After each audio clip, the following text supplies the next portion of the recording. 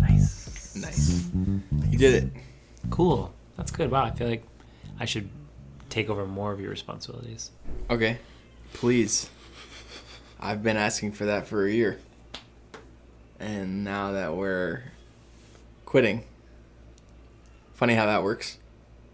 I'm happy to do whatever. Yeah, okay. Learn how to edit these videos. Boop, beep, boop.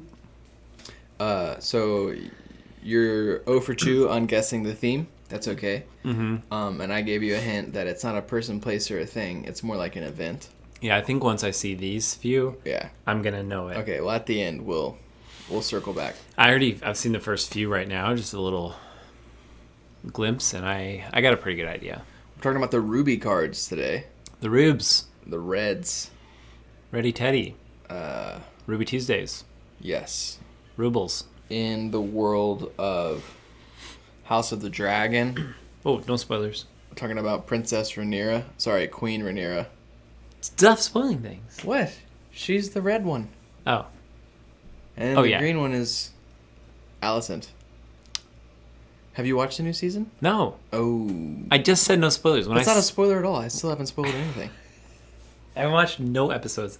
Oh, in the first season either. No, I've seen. Okay. I haven't spoiled anything. I've seen the whole first season. Okay, the second season's good. People are complaining because nothing happened, but you like it when you watch things and nothing happens. I love that. I'm also hearing that same thing about the bear, so I'm like excited. Sign me up. Yeah, from both of those. Mm-hmm. Too many things happen in my life. Yeah, I'm good with a solid, like, does it look nice? Are the people beautiful and nice? Hey, speaking of beautiful and nice people, Shimmering Skies is just around the corner, and the Wasteland Gaming has got you covered. With a wide selection of sealed products and the latest singles, they are your one-stop shop for all things Lorcana. Wasteland Gaming has the largest selection of TCG singles in Georgia, so whether you're shopping online or in store, they can help you find exactly what you're looking for. In celebration of Shimmering Skies, Wasteland is offering a limited-time promo code for booster box pre-orders. Use code 40born10 at checkout to get $10 store credit back when you buy a Shimmering Skies booster box. And on August 9th, be sure to stop by their Duluth location to pick up everything you need, then battle it out with other players in the Shimmering Skies release day event. Check out all this and more at thewastelandgaming.com or follow them on Instagram, Facebook, and X. We're getting good at that. 40born, FORTYBORN10. Yep. Get $10. Sweet. Let's get down to business. Let's do it. Tafita, mutton fudge. Right? I said, let's get down to business, and you're supposed to say, to defeat the Huns. Yeah. Nice. Did they send me daughters? No. When I asked for sons? I don't know what's after that. But don't tell me we don't know Disney. Yeah. That was not in our notes. No, we just riffed that. We just riffed that whole thing. All right, we're talking about the red cards. We've talked about Amethyst. We've talked about Emerald. Go check those out. Ruby has some fun stuff going on. I do think it's the weakest color in the format in contention. Tough luck for Ruby. But that's okay. And then at the end, you'll try to guess what the theme of the set is. I will guess the theme. Okay. 0 for 3. That's my prediction. Okay. Up first. Oh, we're not going to pronounce a lot of these correct. No, we won't. Tafita mutton fudge. It's got to be Tafita. To feed a mutton fudge or to not feed a mutton fudge. You pay 2 for a 222. We've seen these in a couple colors, and I think we might see even more of them. It's a C. It's vanilla. How's it look on the camera? Which way's right? That one. Okay. Wait, do it again. A, B, C. No, they're gonna see it backwards. C. No, you had it right. That? No, they're gonna see it this way. Oh. Because this is right. This says soul. Yeah, but it's backwards. No. Oh. All right. I think you're wrong. Okay. It says soul like that. Does it really? Yeah. No, hang on. The pig's mouth is the L. So that's the L. Oh, you're right. I know. Oh, you're right. So you needed. There you go. Well, I'm glad we figured that out. How do we not quit? People would be calling for us to quit at this point. They're gonna see they're gonna be like, why isn't the 40born10 promo code not working? Oh man. Okay, you pay 2 for a 2/2/2. It's a C. Yep. That's fine. You get a lot of these. You might be able to make an aggro deck, but good luck with that. Mm-hmm. The problem with going for an aggro deck in limited is if you fail, then you lose. You feel hard. Yeah, it's like an all-in thing. You got to get a lot of fast things, or you have to, well, you're gonna lose. Yeah. Up next, Wreck-It Ralph. From the hit Disney movie Wreck-It Ralph. Frozen 2. This is Demolition Dude. You pay 3 for a 1/4/1. Whenever you ready this character, gain 1 lore for each 1 damage on him. This is a D+. 1 strength is tough. We've talked about that quite a bit. It's just hard to impact the board when you can only hit things for 1. And we don't really care about the passive lore gain here. I mean, we're not upset about it, but it's so easy to kill that if you get damage on it, they're going to just take it out rather than let you get passive lore. Yeah, you probably use it once. Yeah, so I'm not a big fan of Wreck-It Ralph. It's a D+.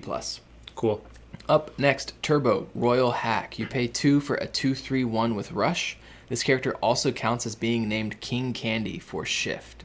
So you can shift cards named King Candy that have shift abilities onto Turbo. Okay. This is uninkable. Rush is always nice. This is, Rush is kind of as close as we can get to removal in Lorcana Limited. Sure. This is like a C+. I like it on turn 2. It's not super great after that. Yeah. There's a lot of uninkable Rush cards in this set, or in this color in this set, and this is one of them. Cool. Are there better ones? Well, normally with Rush you want more strength. Yeah. But cool this art. one's fine. Cool art. Yeah. Up next, Rancis Flugger Butter. Mm-hmm. You pay 4 for a 4/4/1. It's a C. It's a vanilla. Cool. Yeah, I'm fine with that on turn 4. Up next, Scar Betrayer. You pay 5 for a 6/3/2. When you play this character, you may banish chosen character named Mufasa. There's, I think, only 2 Mufasas in the set, so we don't really care about that ability. If it comes up, nice, especially if you kill your opponent's legendary Mufasa, because I think awesome. that's the best card in the format. Mm-hmm. Certainly top 5. Scar is really good. Without that, I like Scar, just a 6/3 that quests for 2. I have that at a B- because high strength on a 2 lore quester is good on offense or on defense. Nice. You can quest and make them throw something into it, or you can smack something for 6. Right. Cool. Yeah. Up next, Snowana Rainbow. Okay. Pay 3 for a 2/4/1 with Rush. Snow on a rainbow. Mm-hmm. I like that. Yeah, she's a cool competitor. The problem with Rush, so you want higher strength, and just hitting something for 2 on turn 3 is not as good as what we saw with Turbo, where you're hitting something for 2 on turn 2. Yeah. So I have her at like a C+, but I think that she's worse than Turbo. She is uninkable. It's another rusher, but once again, we want higher strength on our rush characters. Why don't you make her C then? C+? If you like Turbo better, why don't you make her a C? Because I still like her better than just like a vanilla 3/4, which Okay. is a C. Okay. Rush is still good. Yeah. Up next, Daisy Duck. You pay 2 for a 2/2 that quests for 1 with Evasive. What do you think this score is going to be? B-. I actually only gave this one a C+. Ooh. Sorry, I tricked you. You did. It's on the line. Evasive's always good, but this is the worst evasive in the set, like the weakest one. It can challenge... It can't really challenge other evasives well, and it only quests for 1. So with your evasives, you want it to do 1 of 2 things. You want it to either be able to take out your opponent's evasives, or you want it to quest for a lot. And Daisy Duck does neither. Bummer. So she's a C+. Yeah. Up next, Mickey Mouse. Enthusiastic Dancer. You pay 4 for a 2/4/2. While you have a character named Minnie Mouse in play, this character gets +2 strength. So while you have a Minnie Mouse in play, he's above rate. While you don't, it's below rate. you usually aren't going to have many in play. So I think this is like a C-. I could be honest. What's that?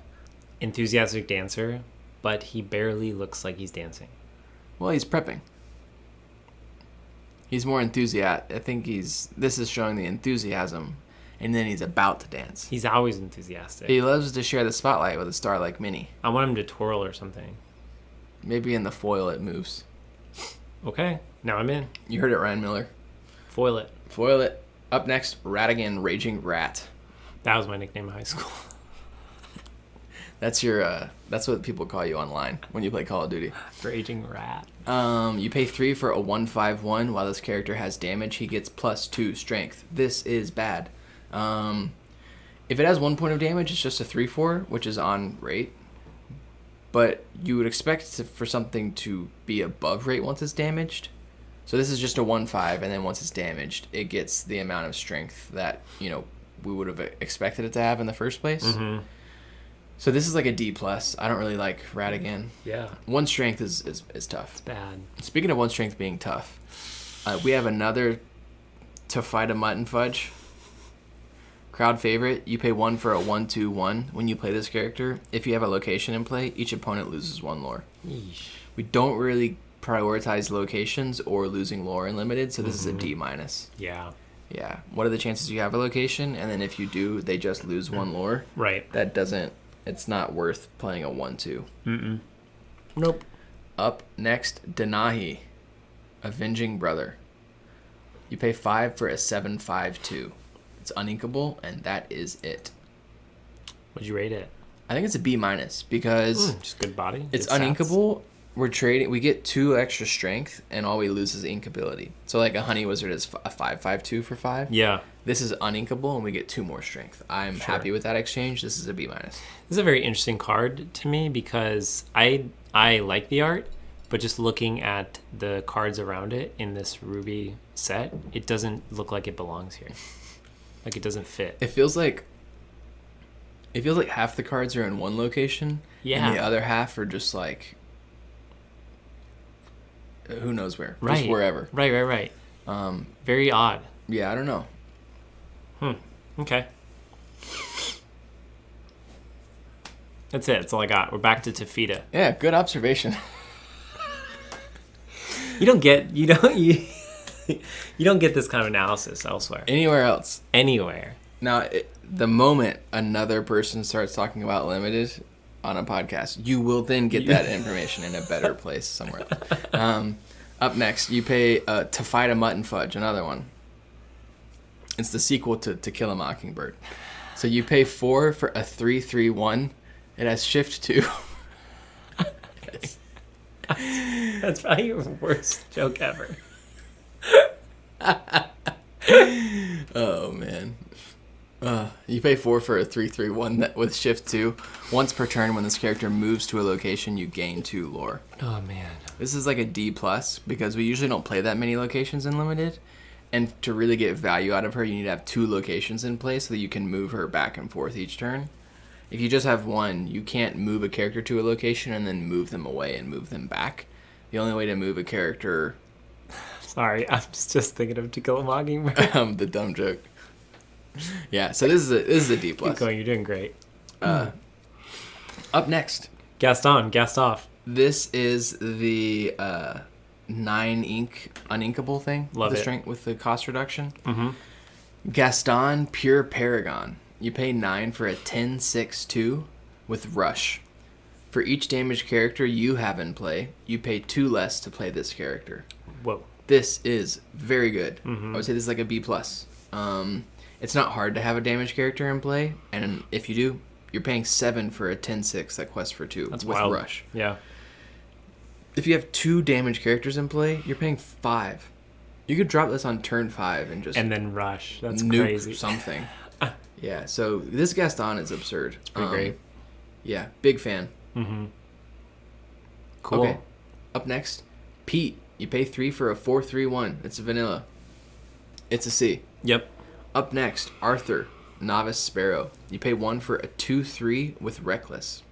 So it has no lore, and this is uninkable. Uninkable's tough here because this is a 1-drop, and we are spending one of our uninkable slots just to gain 1 extra willpower on turn 1. Yeah. Right? Like, we have to be really stingy with our uninkable slots. Is playing a 2-3 instead of a 2-2 on turn 1 worth one of your very small number of unlimited slots? Mm-hmm. I don't think so. No. So I have Arthur at like a D+. Yeah. Bad card. Yeah. Cute, though. Cute. Very cute. Once again, I don't know where he is, but he's not where everybody else is. Mm-mm. Up next, Donald Duck. You pay 3 for a 2/4/1. Whenever this character challenges another character, each opponent loses 1 lore. Okay. I am fine with... I don't really love losing... I don't really love lore loss abilities, because it's not really how you win games of limited. But when it's attached to something that I already want to be doing, like challenging, and it's repeatable, I do like it a little bit more. Yeah. But at the end of the day, if you compare this to like a 3/4/1, I think they're pretty comparable. So in my mind, this is a C. Okay. So we lose 1 strength and we get a repeatable lore drain ability. It's a pretty comparable exchange on turn 3. Yeah. Yeah. Up next, Ratigan Party Crasher. Back to Ratigan. This boy is rotund. You pay 7 for a 5/5/3 with shift 4, evasive, and your damage characters get +2 strength. Well, that's cool. Yeah, this is a B. This is really good. So it's an uninkable 7-drop, so you might be, turned off by that, and I totally get it. But it's a 5/5/3 with evasive. That by itself is really good. Mm-hmm. But the ability to give your damage characters an extra 2 strength is very strong. That's huge. Because it allows your non-evasive characters to, like, control the board. Mm-hmm. And then it allows him to just quest for 3. Yeah. Or if you can't safely quest with him, you can keep him back and he still buffs up your damage characters. Right. Like, Ratigan will have an impact on the game. Mm-hmm. So, I'm a big fan. B. Nice. Up next, Vanellope von Schweetz. You pay 4 for a 3/3/2 with Rush. When you play this character, she gains evasive until the start of your next turn. So, Rush is good on a 3/3. And, she doesn't have evasive all the time. And I get that. That would be way too strong. Yeah. But being able to snipe an evasive when you play her is good. Yeah, that's big. Yeah, and then she can quest for 2 if she survives. Like, I think that she's just kind of versatile. Mm-hmm. So she's a B-. Yeah, there's going to be a few different ways to play her. Yeah, so Vanellope is a B-. Sweet. Up next, Simba, Adventurous Successor. You pay 1 for a 2/1/1. When you play this character, chosen character gets +2 strength this turn. It is uninkable, which is unfortunate. We don't really want to spend our uninkable slots on 1-drops. But this is fine on turn 1, and it's fine later in the game as well. Like, if you draw this on turn 6 or 7, you'd rather have drawn a 5-drop. But Sure. being able to buff something and then leave a 2/1 behind is kind of nice. Yeah. So I just have to set a C. Okay. It's fine. So many uninkables. Yeah, the set has the most uninkables we've ever seen. So you got to be careful. I wonder why. I don't know. It makes drafting a little bit harder. Maybe Yeah. they heard people's complaints and they're like, "Fine, we'll make it harder." Yeah. Like, good luck getting a functional limited deck. Because it does require more skill to draft and build sealed decks now. Right, yeah. So, I mean, barely. Just don't include a bunch of them. It's just like a trap that less experienced people can fall into. Yes, yeah. Up next, Minnie Mouse Dazzling Dancer. Does she look like she's dancing? I mean, her foot's at least off the ground. That's good. Like, that I appreciate. You pay 3 for a 2/4/1. Whenever this character or one of your characters named Mickey Mouse challenges another character, gain 1 lore. I like gaining lore when I challenge. Yeah. So I like this a little bit more than the Mickey Mouse. So this is a C+. Okay. This also triggers off of Mickey Mouse's Oh. and herself. Yeah. Whereas the Mickey Mouse only triggers off of Minnie. himself. Oh, himself. Let's check. No, wait. No, the Mickey Mouse, sorry, is when you have a no. It's only Minnie. You're right. Yeah. You're right. Get it together. Okay, we're Jake. done with the characters. Oh, on to actions. How are we feeling? Yeah, kind of a bummer. Oh. Well, But, yeah. can't all be good. No, you can't. But The Chromacon's good. We'll get to that in a second. Nice. Up first, Break Free. We're breaking free, we're soaring. We're ready for High School Musical to be in Zac Efron. Ashley Tisdale. French. Your body spray. My body spray. French. Try French today. 40 born 10. Break Free. You pay 1 for an action. Deal 1 damage to chosen character of yours. They gain Rush and +1 Strength this turn. This is a D-. Yeah, I don't want to damage my own character. Well, we do get some nice benefits from some of the cards. Sorry, I'm not doing it. a lot of the cards It's a benefit if your character is damaged for some of the cards. Yes, but you give them Rush, you're usually throwing that thing away anyway. Yeah, so you're kind of signing up for a 2-for-1 here. Okay. And I don't like doing that. Yeah. So, yeah, D-. Yeah. Not a fan. No. Not a fan, not a fan, not a fan. Up next, Evil Comes Prepared. You pay 2 for an action. Ready chosen character of yours. They cannot quest for the rest of this turn. If a villain character is chosen, gain 1 lore. This is a D-. Yeah, I knew. You could use a character to challenge twice in 1 turn, but I don't think that's really worth a whole card. No. Nope. No. And then the gaining lore is cute, but I'm going to forget that trigger. I'm not even going to pay attention to it. Up next, Don't Let the Frostbite Bite. I don't like the name. Can we think of a different name? I'm sure it's in Frozen 2. Oh, it's part of the song, probably. It's probably called that. I'm sure it's a lyric in the song. Oh, I love it. But- I remember it now. Yeah. Okay. How's it go again? Don't let the frostbite bite. Don't let the frostbite bite. Okay. People are like, wow, I feel like Frozen is literally on in my house.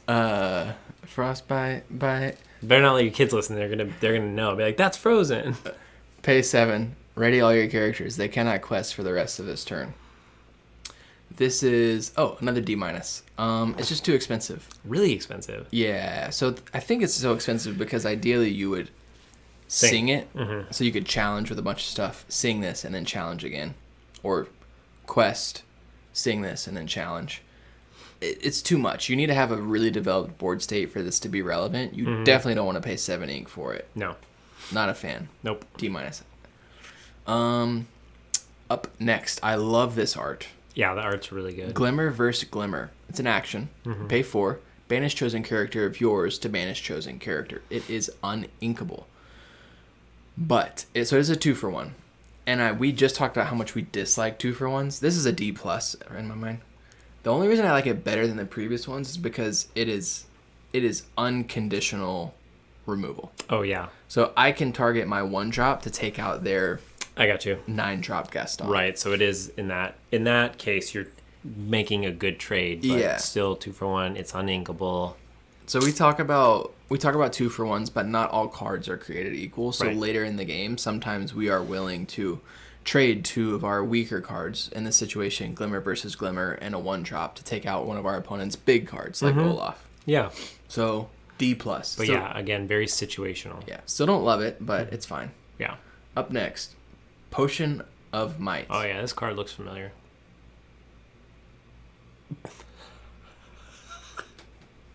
Where have I seen that before? Just looking at the name of the artist. Up next, Potion of Might. Vile Concoction. You pay 1 for an item, then you can pay 1 to banish the item. Chosen character gets +3 strength this turn. If a villain character is chosen, they get +4 strength instead. It's a glass, obviously. It's a C-, obviously.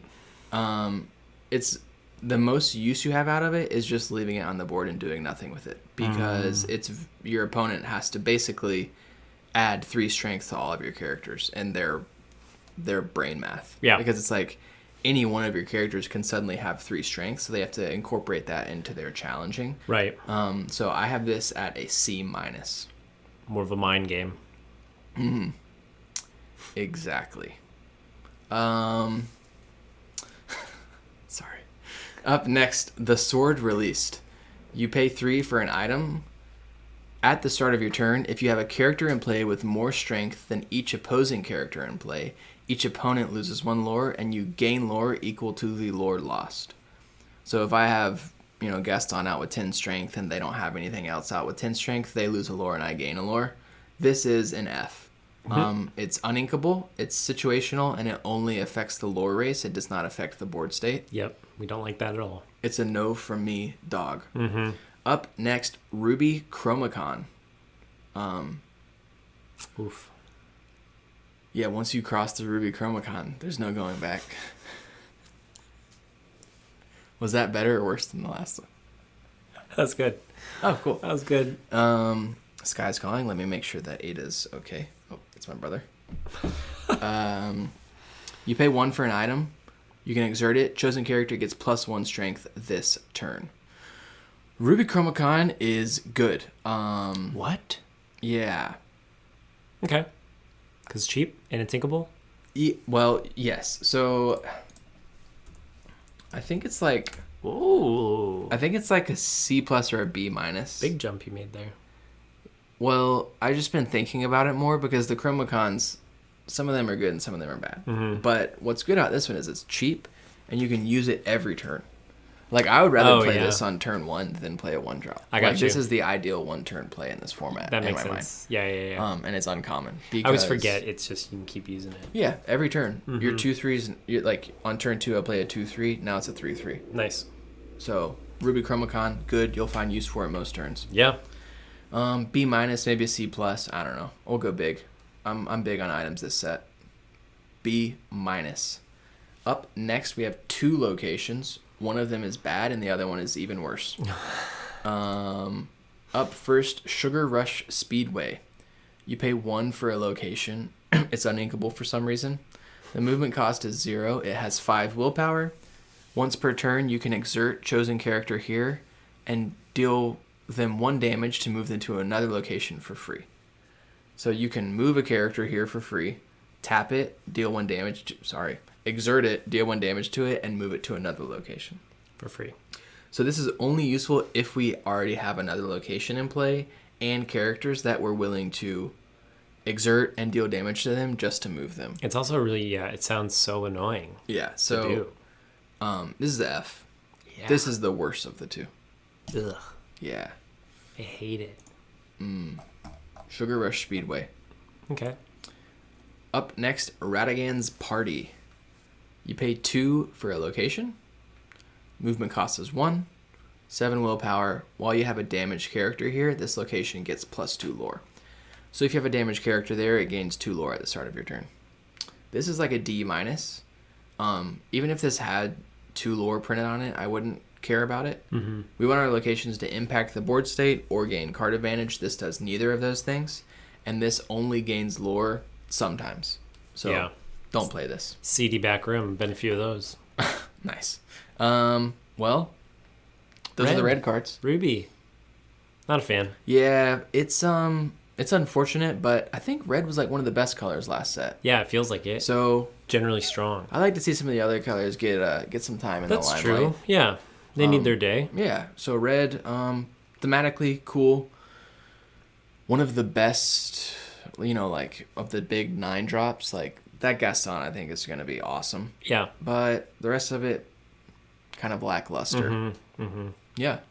Okay, what do you think the theme of the set is? So I had an initial guess that I'm gonna guess, but I have a backup guess that I will reserve for the next episode. Okay, so I respect my that. Initial guess here was that it's like a birthday party or like a parade.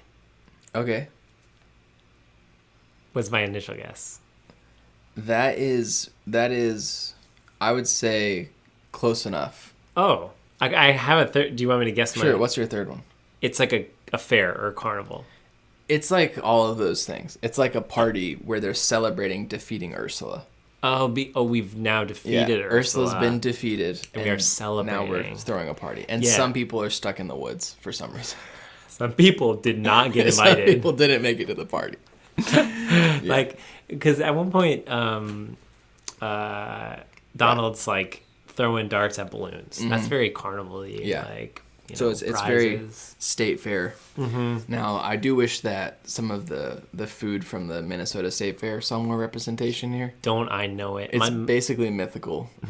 They'll deep fry a Snickers bar and put it up like a pig's butt, and they'll be like, "This is the new thing that we're selling this year." It's incredible. My mom just emailed me a list of all the new different types of beer that we're gonna be serving. Your mom has her priorities. I was like, okay, Mom. That is the only time in my life I have drank before 9 a.m. was when I went to the state fair with your parents.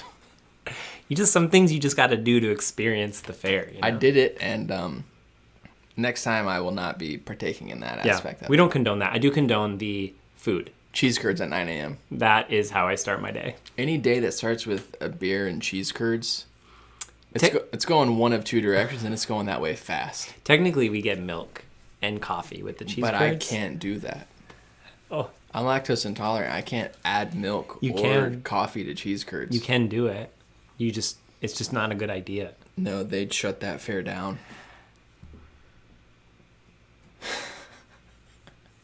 Seriously though, if you are going or ever think about going, the cheese curds are the number one thing you should get. They're good. They squeak. I'm going back, dude. I'm gonna go. I think you should. I'm gonna just book my flight tonight. Dude, hey, 40 born 10. Get this man to Minnesota. Oh, all right, I can't wait to see Timmy, dude. Yeah. Wait, Timmy. Yeah, T-dubs. Oh, jeez, you're still on that.